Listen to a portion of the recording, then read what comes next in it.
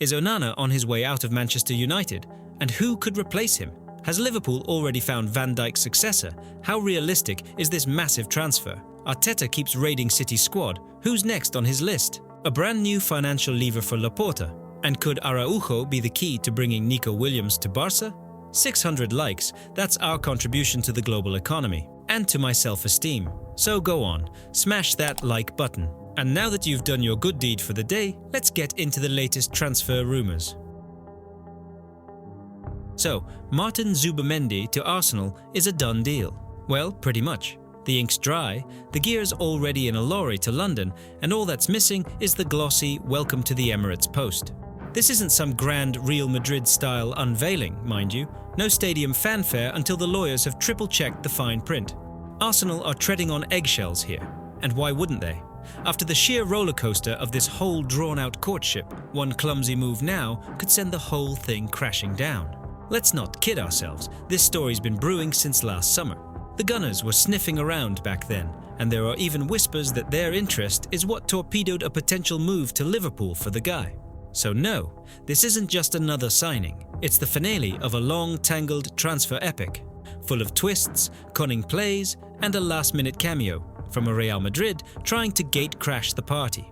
Yep, Spanish outlets claim Real tried to swoop in at the 11th hour. A classic, "Oh, don't mind us, just thought we'd nab your top target" move. The only snag? The train had left the station, and the tracks were meticulously laid by Mikel Arteta himself way back in January. And even then, it wasn't a walk in the park. ZUBIMENDI wasn't exactly jumping for joy at the prospect. He stalled, dragged his feet, and for a hot minute, it looked like he might ghost the Premier League all over again. But then Arteta worked his charm. The gaffer got on the phone, painted a masterpiece of a vision for the player, and Marty was sold. The price? A cool 65 million euros, paid in installments. FFP gives it a thumbs up, Real Sociedad get their cash, and Arsenal played this one like a grandmaster. You've got to hand it to them. The North Londoners have learned how to operate in the shadows. So, who is he? Not another Ramsey clone. ZUBIMENDI is a deep-lying playmaker with a supercomputer for a brain.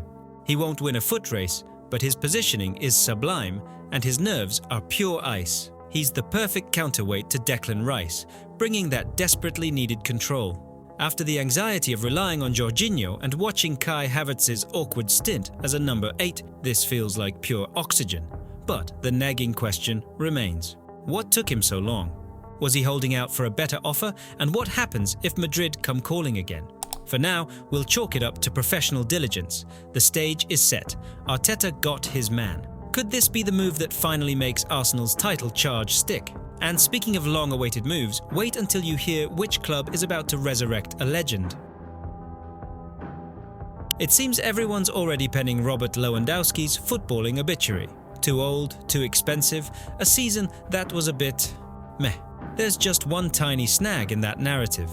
Robert Lewandowski himself clearly hasn't read his own eulogy, and he's sure as hell not packing it in. In a recent interview, he basically threw the gauntlet down. "I've won over 30 titles. You think I'm done? No, I'm hungrier than ever. All I see is Barcelona, and next season, we're coming back stronger." You hear that? That's the sound of a man who isn't ready to fade away. While the talking heads debate his mileage, Robert is just lacing up his boots to lead Barca's line again. And right on cue, enter our friends from Saudi Arabia. Mundo Deportivo reports they aren't just monitoring. They're drafting 9-figure proposals for a 2026 move. They're utterly convinced he'll be playing in the Pro League by then. And why wouldn't they be when you've got a war chest that makes nation-states blush? But here's the rub. No one's talking.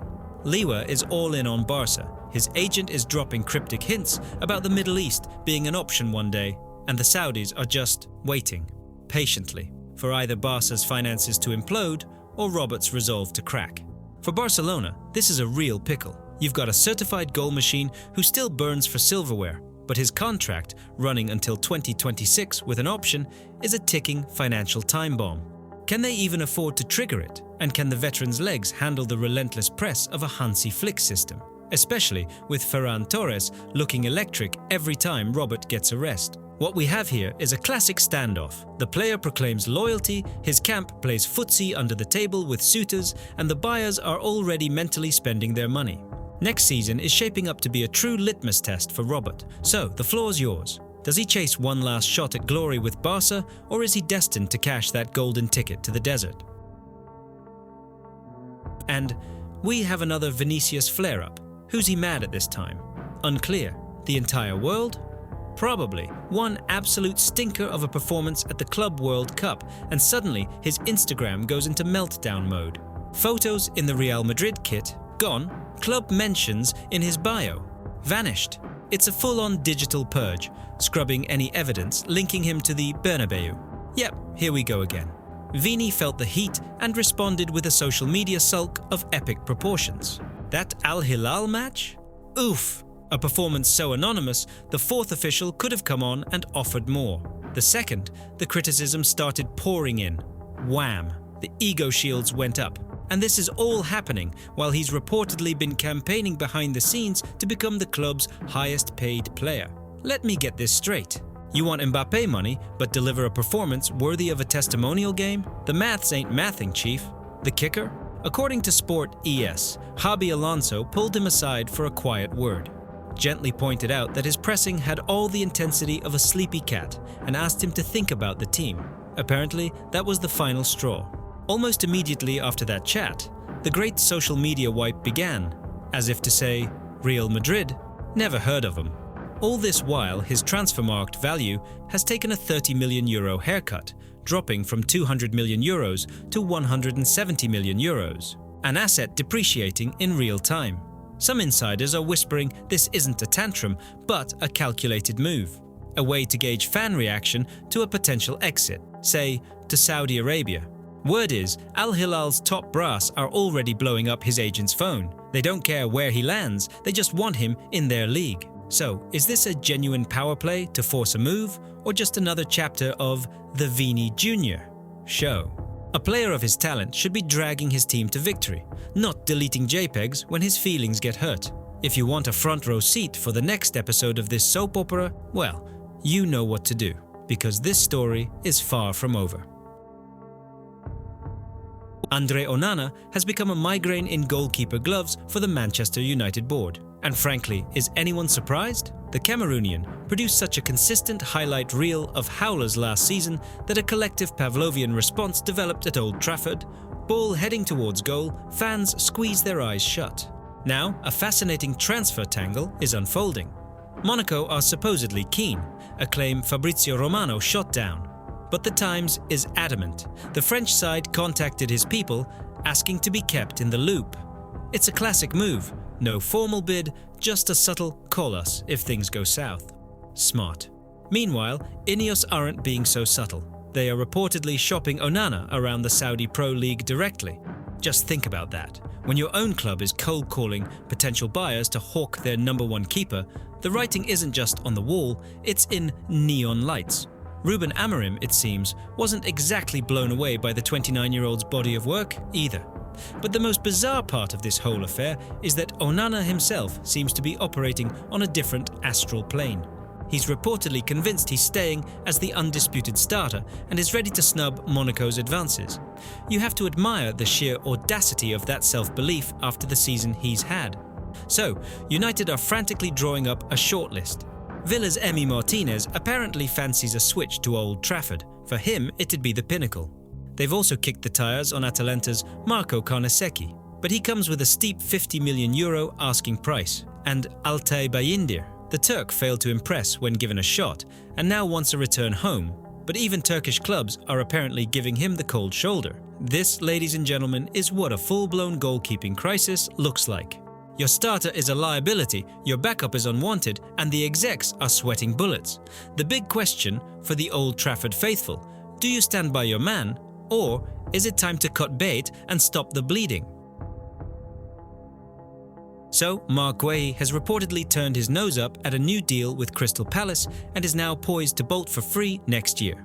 Let that sink in. One of the Premier League's most reliable centre-backs is threatening to just evaporate, leaving behind a trail of broken hearts and a £45 million black hole where his transfer fee should be. Not a great look for Palace. Now for the spicy part. Recent reports claim Guehi has already swatted away an offer from Arsenal. not out of some hidden loyalty to Spurs, but for a cold, hard reason.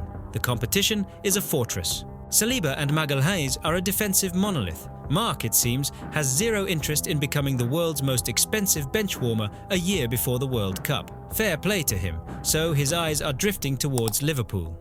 And according to the grapevine, the gears are already turning.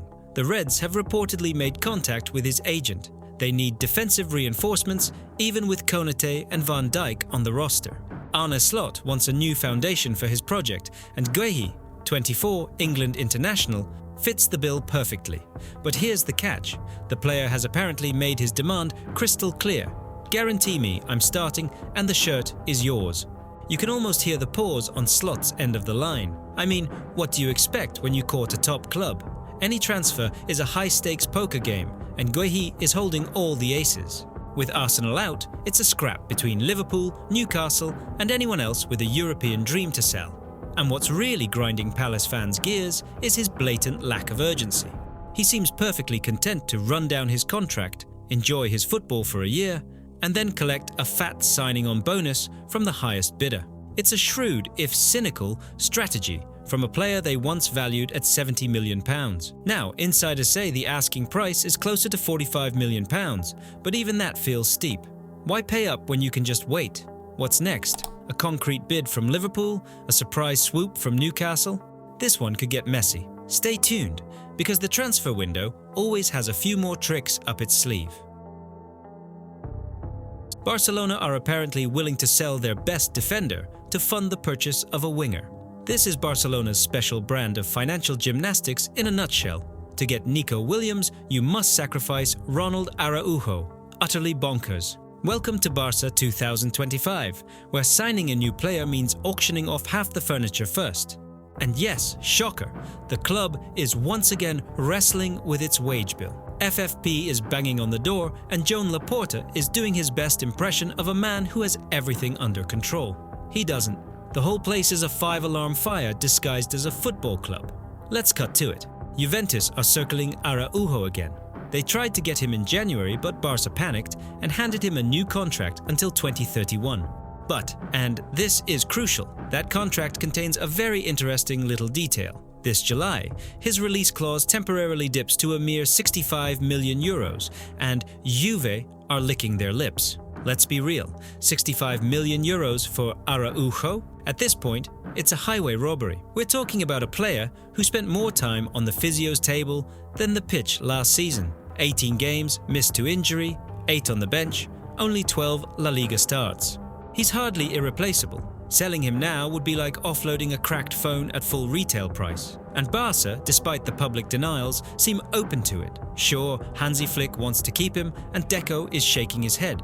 But the moment a briefcase full of money lands on the table, that stance will soften. Because the prize is Nico Williams, a jolt of electricity for the attack. Young, blisteringly fast, a €60 million release clause, and already on Real Madrid's radar. So, naturally, Barça feels compelled to act. Here's the tightrope they're walking. Stick with a centre-back who seems to be stitched together with duct tape and hope, or roll the dice, cash in, and sign a winger who could be their next big thing. Juve is ready to pounce. Barça looks mentally resigned. Put yourself in Laporta's hot seat for a second. Do you cling to the injury-prone defender, or twist, selling him off to fund a shiny new toy for the attack? Phil Foden to Arsenal.